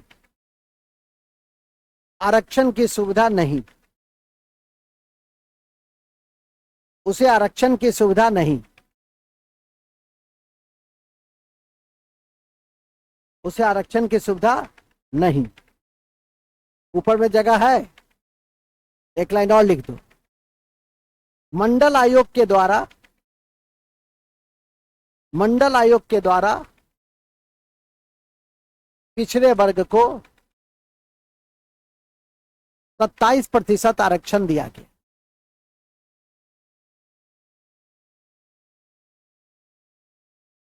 दिया गया। यह दूसरा पिछड़ा वर्ग आयोग था, यह दूसरा पिछड़ा वर्ग आयोग था, यह दूसरा पिछड़ा वर्ग आयोग था, यह दूसरा पिछड़ा वर्ग आयोग, दूसरा पिछड़ा वर्ग आयोग था। ठीक है, तो किस आयोग के द्वारा पिछड़े वर्गों को 27% आरक्षण दी गई? किस अनुच्छेद के द्वारा पिछड़ा वर्ग आयोग की नियुक्ति राष्ट्रपति करते हैं? और पिछड़े वर्ग आयोग की नियुक्ति कौन करते हैं? राष्ट्रपति करते हैं। पिछड़े वर्ग आयोग की नियुक्ति कौन करते हैं? राष्ट्रपति करते हैं। तो क्लियर हो गया ना 27। एक बात और ध्यान रख सकते हैं कॉपी के ऊपर यदि जगह है तो, कि पहला पिछड़ा वर्ग आयोग कब बना था और किसके नेतृत्व में बना था? 1955 में काका काकलेकर के नेतृत्व में बना था। तो वो भी नोट में लिख दो, नोट। पिछड़ा माने पहला, पिछला नहीं लिखो, पहला पिछड़ा वर्ग आयोग। तो कहीं लिख दो ना, तथ्य है, तथ्य याद करना है, बैठ करके पलथी उलथी मार करके याद करना। नहीं याद करोगे तो समझते ही हो, ठीक है कि नहीं? पहला पिछड़ा वर्ग आयोग, पहला पिछड़ा वर्ग आयोग काका काकलेकर के नेतृत्व में, काका काकलेकर के नेतृत्व में 1955 में बनाया गया। 1955 छोड़ भी दो, काका काकलेकर याद करके रख लो। तुमसे तो मुझे डर लगता है, तुम क्या याद करोगे, क्या उल्टा पुल्टा लिख लोगे। तो तुम काका काकलेकर ही लिख लो और याद रख लो, क्या जी? तो कितनी बड़ी बात हो जाए। ठीक है, चलिए। तो हम लोग 16 में थे और 16 के कड़ी में इतनी बातें निकल के छन के आई। ठीक है, और इसीलिए बताया गया इस 2-4 लड़के लड़कियों को देख करके कि जो थोड़ा सा कॉन्शियस है, नहीं तो उसको देख करके तो हमको ये भी बताने का मन नहीं था कि हम पूछे मूल अधिकार किस अनुच्छेद में है, तो कहता है 368। मैंने ये भी नहीं कि चुप रह जाए, नहीं याद है तो चुप रह जाए, गलत नहीं बोलना चाहिए। ठीक है कि नहीं? इन सब बातों को थोड़ा सा ख्याल रखो। अब आ जाओ 17, तो लिखो 17, अनुच्छेद 17, अनुच्छेद 17। हाँ बड़ा तेज। अनुच्छेद 17, अनुच्छेद 17 क्या है? सबसे क्रांतिकारी आर्टिकल है, छुआछूत का अंत। तो लिख देंगे अनुच्छेद 17 सबसे क्रांतिकारी अनुच्छेद है, इसमें छुआछूत का अंत है, इसमें छुआछूत का अंत है, इसमें छुआछूत का अंत है।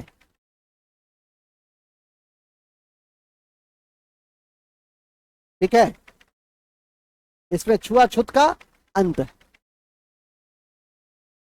इसमें छुआछूत का अंत है। किसमें? यह सबसे most radical articles Indian constitution का कौन सा है? आर्टिकल 17। यदि कभी पूछ दे कि सबसे क्रांतिकारी अनुच्छेद है, आज ना, नहीं तुम बता दो। ठीक है, नहीं तो जो मन में आएगा ये तो मारेगा 14 पे। भगवान का नाम लिए मारा 14। ठीक है, वो भी है, ऐसा नहीं है, लेकिन वो क्रांतिकारी नहीं, रेडिकल नहीं। ठीक है, आज भी देश में कई सुदूरवर्ती क्षेत्रों में इस तरह की जो छुआछूत की भावना है ये देखी जाती। ठीक है कि नहीं? कई बार तो जो अनुसूचित जाति के हैं वही कहते हैं, ठीक है, हमारे विद्यार्थी तो हर तबके के हर तरह का है, वही कहता है सर वो फलना है ना, इसीलिए हम लोग उससे दूर रहते हैं। तो महापूर्वक तुम तो खुद अनुसूचित जाति हो यार, तुम में यदि इस तरह का भेदभाव रहेगा तो फिर अन्य जातियों में क्या रहेगा? और भी तुम आधुनिक युग के पढ़े लिखे युवा हो, आप में तो इस तरह की भावना भी नहीं रहनी चाहिए। एक ही भावना है कि सभी मनुष्य समान है, एक समान है, तभी ना समानता का अधिकार एस्टेब्लिश्ड हो पाएगा। केवल संविधान के द्वारा, सरकार के द्वारा हर काम कर देने से नहीं होगा, आपके अंदर भी उस तरह की भावनाएं और फीलिंग्स और स्पिरिट रहे। ठीक है कि नहीं? मूल बिंदु पे आ जाइए। कोई गंदा है तो उसको कहो कि यार थोड़ा सा स्नान उस्नान करो, क्या करो, थोड़ा सा तुम्हारा देह बहुत महकता है, गर्मी में भी 5 दिन तक नहीं नहाता है, ठीक है, तो उसको थोड़ा सा मजाक के लहजे में उसको कहा करो चलो तुमको साबुन खरीद के अपने से नहलाएंगे तुमको, चलो आज। ठीक है, बाथरूम में बंद करके 2 लड़का पकड़ करके उसको बैठा करके पहले नहला दो। ठीक है, होता है ऐसा। कई लड़का, हमारा एक दोस्त है अभी एजीएम है बैंक में, मेरे साथ दिल्ली में रहता था, गर्मी में तो नहाता था, जाड़े में वो 1 महीना नहीं नहाता था। ठीक है कि नहीं? भारी। अब हालांकि रूम पार्टनर नहीं था, बगल के रूम में रहता था, लेकिन एक ही फ्लैट में रहते थे। एक दिन हम लोग 4-5 आदमी सोच लिए इसका आदत छुड़ाइए देना है, बस ले गए, सोया हुआ था, ठीक है कि नहीं, उसको ले गए और उस पटक करके बस पूरा मतलब चिल्लाने लगा। जो होता है ठंड में किसी को 1 बाल्टी पानी दे दीजिएगा, फिर पकड़ लिए, अब पूरा उसका बाल उल सब लट्ठा जो बन गया था सब नहा धोआ के जो है सो फ्रेश। अब तक कहता है रे दोस्त ये ना ही रोज कर दे, बड़ा नीक लगे छो। महाबुर्बक 1 महीना से स्नान नहीं करा था, आज स्नान क्या फ्रेशनेस हो जाता है ना आदमी को। ठीक है, तो कहता है रे दोस्त रोज नहा दी है। ठीक है कि नहीं? तो मूल में आ जाइए। तो मूल यह होता है ऐसा, आप लोग के भी फ्रेंड सर्किल में 1 आध लड़के ऐसे होते हैं, इस प्रकृति के होते हैं कि ठंड से उसको डर लगता है। गर्मी में तो खैर सब नहाता है ठंडा से, लेकिन बहुतों को डर लगता है। सबसे अच्छा कि करता क्या, उसका दुस्साहस, स्वेटर कोट पहन लेगा, डिओड्रेंट बांध लेगा, मतलब उसका अंदर का बदबू अंदर ही रह जाए। ठीक है, तो ऐसा ऐसा भी होता है मानसिकता। खैर चलिए मूल में आ जाइए। तुम लोग ऐसा नहीं ना करती हो, रोज नहाती धोती हो ना? हाँ, वेरी गुड। तुम लोग में कोई ऐसा नहीं ना है मेरे उस मित्र की तरह, ये तो पटक करके ले जाएंगे। आगे चलो, नेक्स्ट 17 हो गया खत्म। 18 लिखो। 18 है उपाधियों का अंत। उपाधियों का अंत, उपाधियों का अंत। अब तुम कहोगे कि श्रीमान पहले होता था महामंडलेश्वर महाराज धीराज, इतिहास पढ़ोगे बताएंगे उसमें। अब हालांकि अभी भी सम्मान दिया जाता है, लेकिन अब सम्मान कैसा मिलता है? सेना में मिलता है, सबसे बड़ा मेडल है सेना में परमवीर चक्र, महावीर चक्र। अब पुलिस के क्षेत्र मिलता है अशोक चक्र, और सिविल सेवा मिलता है, नागरिक सम्मान मिलता है भारत रत्न, सबसे बड़ा सम्मान जो इस बार कर्पूरी ठाकुर को दिया गया, याद रखिएगा। हाँ, स्वामीनाथन को दिया गया, वो सब बताते ही हैं। पहले भारत रत्न 1954 से शुरू हुआ, फिर भारत रत्न के बाद है पद्म विभूषण, फिर है पद्म भूषण, और फिर है पद्मश्री। ये 4 पुरस्कार है जिसका हियरार्की है। सबसे नीचे है पद्मश्री, उसके बाद है पद्म भूषण, उसके बाद है पद्म विभूषण, उसके बाद है भारत रत्न। ये 4 आपको याद रखिएगा, ये परीक्षा की दृष्टि से ही महत्वपूर्ण है। तो उपाधियों के अंत में याद रखिएगा कि नागरिक क्षेत्र में जो कोई काम करता है, सिविल सेवा में कोई सकारात्मक काम करता है, तो उसे इस तरह के अवार्ड दिए जा सकते हैं। तो लिखिए, क्या लिखे? उपाधियों का अंत, ब्रैकेट में लिखो। 1954 ईस्वी से नागरिक क्षेत्र में सेवा करने के लिए, नागरिक क्षेत्र में सेवा करने के लिए, नागरिक क्षेत्र में सेवा करने के लिए, नागरिक क्षेत्र में सेवा करने के लिए भारत रत्न, पद्म विभूषण, भारत रत्न, पद्म विभूषण, पद्म भूषण, पद्म भूषण। पहले लिखो ना भारत रत्न, भारत रत्न लिख दिए, भारत रत्न लिखे, पद्म विभूषण लिखे, भारत रत्न, पद्म विभूषण, पद्म भूषण, पद्म श्री, पद्म श्री प्रदान किए जाते। ठीक है, तो पहला समानता का अधिकार कंप्लीट हुआ। तो समानता का अधिकार एक बार फिर से मेरे साथ बोलो, 14, 14, 15, धर्म, जाति, लिंग, क्षेत्र, वंश के आधार पर कोई भेदभाव, 16, 16, 16 अवसर, 16 अवसर, अपने आप समानता, सब समानता है, 17 छुआछूत। बस इतना ही काफी है। अब ऐसा नहीं परीक्षा में अस्पृश्यता दे दे तो तुम गड़बड़ करके आ जाओ। छुआछूत का ही दूसरा हिंदी क्या है? अस्पृश्यता है। अंग्रेजी में है अनटचेबिलिटी, अंग्रेजी में है अनटचेबिलिटी। याद रखिए, शब्दों की कमी नहीं रहनी चाहिए। ठीक है कि नहीं? और अभी का समय आपका ये जो साल 2 साल का समय है, ये आपके निर्माण का समय है। जितना विकास बौद्धिक और ज्ञान के स्तर पे कर लोगे उतना तुम्हारे लिए अच्छा रहेगा। ठीक है कि नहीं? सीखो, नहीं जानते हो तो क्या है, सीखो, सब आदमी सीखता है, तुम भी सीखोगे। ठीक है कि नहीं? 18 उपाधियों का। और कब से नागरिक सेवा के क्षेत्र में हम सम्मान देना शुरू किए?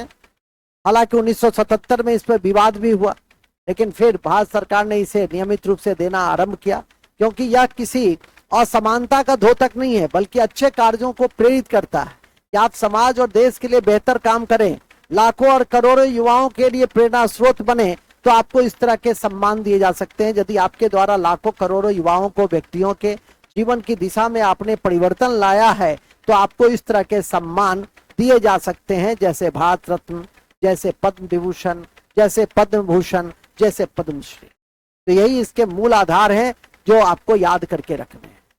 सेकंड है, पहला हो गया समानता का अधिकार, रहते ना 6 है, तो पहला खत्म हुआ ना, दूसरा लिखो, दूसरा लिखो, स्वतंत्रता का अधिकार। स्वतंत्रता का अधिकार 19 से 22, 19 से 22, 19 से 22, आर्टिकल 19 से 22। तो स्वतंत्रता का अधिकार का उल्लेख किस अनुच्छेद से किस अनुच्छेद है?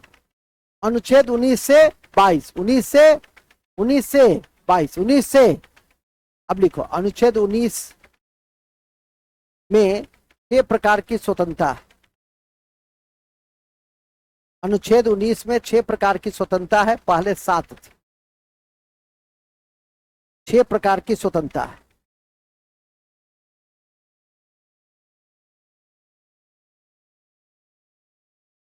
टिक लगा लो इस पर, ही पूछता है। 17 पे टिक लगा लो, रट के रखो 17। 17 भूला तो डिगाऊंगा, 17 भूला तो हाँ समझे। तुम असर और भूल जाएंगे तो नहीं ना कुछ कहेगा, नहीं और नहीं कुछ कहे। 17 नहीं भूल। 16 का 103 संविधान संशोधन अभी भी पूछता है परीक्षा, तो ध्यान रखो। अरे ध्यान रखना है, चाहिए 2 बार रटोगे बैठ करके हो जाए। हो गया 19। 19 में क्या है? स्वतंत्रता 6 प्रकार का। उसमें एक प्रकार का बड़ा इंपॉर्टेंट, और वो है आर्टिकल 19 सबसेक्शन 1 अक्को। किसको याद रखना है? और अभी लिखे भी थे, 19 किसको मिला हुआ है, 15 किसको मिला हुआ है, 16 किसको मिला हुआ है? याद भी हो गया? नहीं याद हो गया? कि वहां जो नहीं लिखे थे, बोले थे, अब लिख लिए ना जी, तो याद हो गया ना? अब लिखेंगे, वही लिखो, भूलेंगे नहीं कि अनुच्छेद 19, टिक लगा लो, अनुच्छेद 19 तो हाफ ही आ रही। अनुच्छेद 19 देखो ना, सब सेक्शन 1 और सब सेक्शन क, सब सेक्शन 1 और सब सेक्शन क के तहत बोलने की स्वतंत्रता, बोलने की स्वतंत्रता, बोलने की स्वतंत्रता है। ठीक है, किसकी स्वतंत्रता है? बोलने की स्वतंत्रता। तो याद रखिएगा, किसी भी स्थिति में भूलना नहीं है। कहा भी जाता है कि 6 स्वतंत्रता में पहला क्या है? बोलने की स्वतंत्रता। दूसरा है सम्मेलन करने की स्वतंत्रता। तुमको यदि 100-200 लोगों के पास सम्मेलन करना है, बोलना है, तो वहां बोल सकते हो। संगठन बनाने की स्वतंत्रता है, कहीं बसने की स्वतंत्रता है, आने जाने की स्वतंत्रता है, और लास्ट में कहीं भी निवास करने की स्वतंत्रता है। लेकिन सबका प्रतिबंध है। मैं कह दिया कि तुम कहीं भी निवास कर सकते हो, बगल के पड़ोसी के यहाँ चले जाओ, पूर के रख देगा। कहेगा, तुम कहोगे कि सर आज ही तो पढ़ाए थे कि कहीं भी हम रह सकते हैं, कहीं भी आवागमन कर सकते हैं, मूल अधिकार है मेरा। तुरा जाओगे तो समझ में आ जाएगी। इसलिए हर के साथ क्या है? प्रतिबंध लगा हुआ है, निजता का अधिकार है। ठीक है कि नहीं? हमने कह दिया राष्ट्रपति भवन में पहुंच जाओ कि आज 400 कमरा में से एक ठो में हम रहेंगे आज से, क्योंकि ये मेरा फंडामेंटल राइट। तो गड़बड़ हो जाएगा, तो ध्यान रखना। तो सबके साथ क्या है? युक्त प्रतिबंध है। सम्मेलन करने का अधिकार है, लेकिन ऐसा सम्मेलन नहीं कि जो जो उस क्षेत्र के कानून व्यवस्था को भंग कर दे, तो प्रतिबंध लग जाएगा। बोलने की स्वतंत्रता है, लेकिन देशद्रोही आवाज में बोलिएगा तो दबा दिया जाएगा, आपकी नागरिकता को भी सीज कर लिया जाएगा, कानूनी कार्रवाई की जाएगी। नहीं, संघ बनाने की स्वतंत्रता है, लेकिन आप आतंकी संगठन नहीं बना सकते हैं। सबके साथ क्या लगा हुआ है? प्रतिबंध लगा हुआ है। ठीक है, आने जाने की स्वतंत्रता है, लेकिन कोई भी लड़का आएगा तो घुस जाएगा इसमें। नहीं, सबसे पहले तुम ही समझ जाओगे कि अनजान टाइप का है, कहाँ जा रहे हो, किधर हो। तुमको भी अपनी सुरक्षा चाहिए, सबके लिए है। ठीक है कि नहीं? कोई भी यदि काम किया जाता है तो सबके लिए किया जाता है। जहाँ पे 150-200 लोग आते हैं तो स्वाभाविक है कि सब पे नजर रखी जाती है। ठीक है कि नहीं? मूल बिंदु पे आ जाए। नेक्स्ट, तो ये था 19 के बाद 20-21 आपको याद नहीं रखना है, लेकिन फिर भी लिख लीजिए तो अच्छा ही है। तो देखो जल्दी से, 20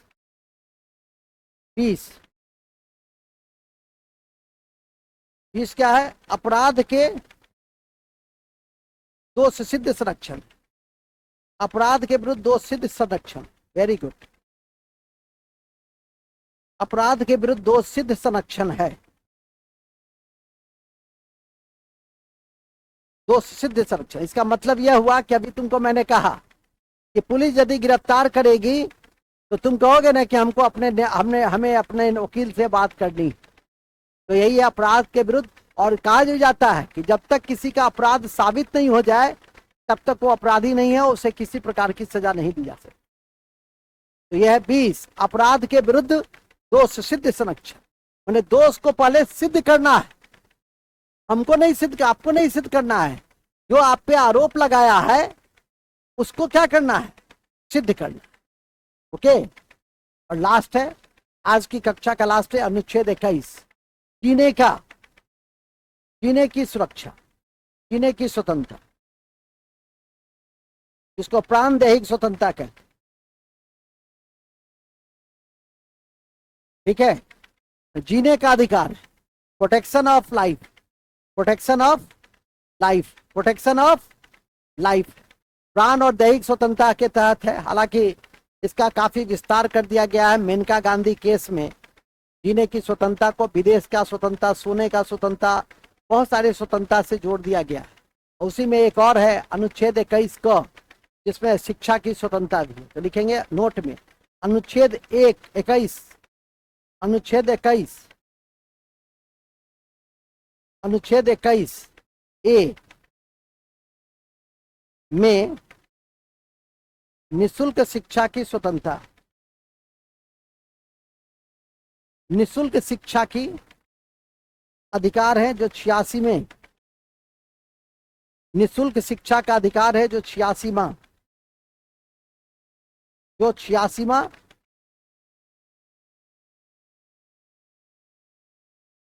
संशोधन से 2002 में जोड़े गए।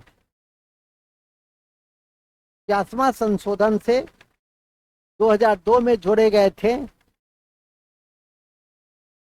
और जिसे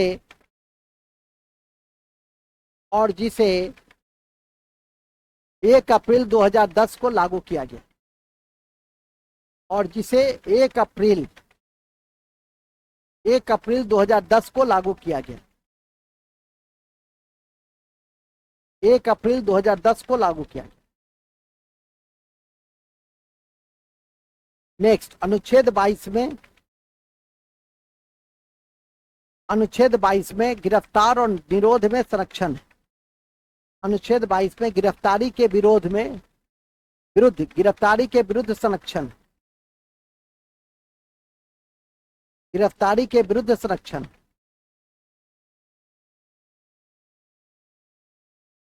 गिरफ्तारी के विरुद्ध संरक्षण। बस, तो आज हम लोग 2 स्वतंत्रता को पढ़े। पहला, समानता का अधिकार कब से कब तक, समानता का अधिकार कब से कब तक, कहां से कहां तक, 14 से 18 तक। और स्वतंत्रता का अधिकार 19 से, एक बार डिवीजन मारो, 14, बोलो रूल ऑफ लॉ, 15, 16, 17, 18, 21, जीने की स्वतंत्रता 21। हाँ, याद रखना, ऐसा नहीं कि उसमें मरने की स्वतंत्रता भी है, उसमें जीने की स्वतंत्रता है, ठीक है कि नहीं। और 20, हाँ, और 22, वो भूल भी जाओगे तो कोई फर्क नहीं पड़ेगा। 19 सब सेक्शन 1 सब सेक्शन क, बोलने की स्वतंत्रता। 19 सब सेक्शन 1 और सब सेक्शन क का संबंध किससे है, बोलने। तो एक कक्षा और लगेगी कल, क्योंकि मूल अधिकार लंबा कक्षा होता है, बेस भी है, इसमें कई बातों को बताना भी था, इसीलिए इसको आज आप लोगों ने देखा। हमारी कल कोशिश होगी कि कल नीति निर्देशक तत्व भी आपका समाप्त हो जाए। तो ये जो पहला खंड है, जो सबसे महत्वपूर्ण खंड है, 7-8 भागों में बटा हुआ, वो सारी बातें आपके जहन में आ जाएंगे। और कल हम लोग जब इस पे परिचर्चा आरंभ करेंगे तो तीसरे मूल अधिकार से आरंभ करेंगे। और तीसरा मूल अधिकार कौन सा है, शोषण के विरुद्ध अधिकार। तो तीसरा से हम लोग शुरू करेंगे। पहले आप जब कल आइएगा तो इसको याद करके आइएगा, तो हमें अच्छा लगे कि आज तो आपकी कक्षा ही मैंने बरसात के कारण आधा घंटा विलंब से शुरू की, ठीक है कि नहीं। और सबकी, आप लोग की सुरक्षा भी हमारा दायित्व है सभी बिंदुओं पे। तो 2 मिनट या 5 मिनट का ब्रेक है, तब तक आप लोग थोड़ा सा हवा खाइए और ऊपर जाइए। फिर केमिस्ट्री, बायोलॉजी और करेंट की कक्षा है। Take care, thank you very much.